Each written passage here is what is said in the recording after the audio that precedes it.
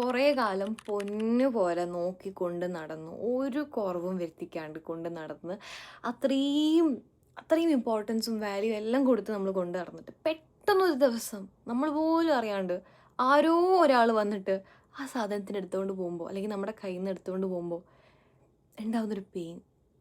ഞാൻ മനുഷ്യന്മാരോട് മാത്രമല്ല ഇത്രത്തോളം ഇമോഷണലി അറ്റാച്ച്ഡ് ആവുക, ശരിക്കും പറഞ്ഞു കഴിഞ്ഞാൽ ഒരു ചെറിയൊരു വസ്തുവിനോട് പോലും ഞാൻ ഇത്രത്തോളം അറ്റാച്ച്ഡ് ആവുന്നത് എൻ്റെ സൈക്കിൾ മിസ്സായപ്പോഴാണ് കേട്ടോ ഞാൻ മനസ്സിലാക്കിയത്.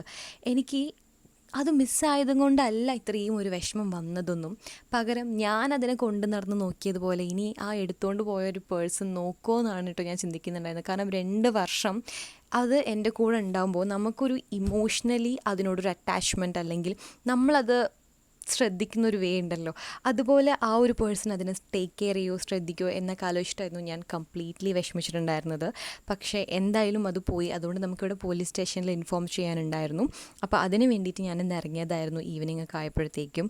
കാരണം ഇവിടെ എന്തെങ്കിലും ഒരു ഫെർദർ ആയിട്ട് പ്രശ്നം വന്നു കഴിഞ്ഞാൽ പിന്നീട് അത് നമ്മുടെ തലയിലാവാതിരിക്കാൻ വേണ്ടിയിട്ട് അത് മിസ്സായി എന്നുള്ള കാര്യം നമ്മുടെ ഇവിടെ പോലീസ് സ്റ്റേഷനിൽ ഇൻഫോം ചെയ്യാനുള്ളതുകൊണ്ട്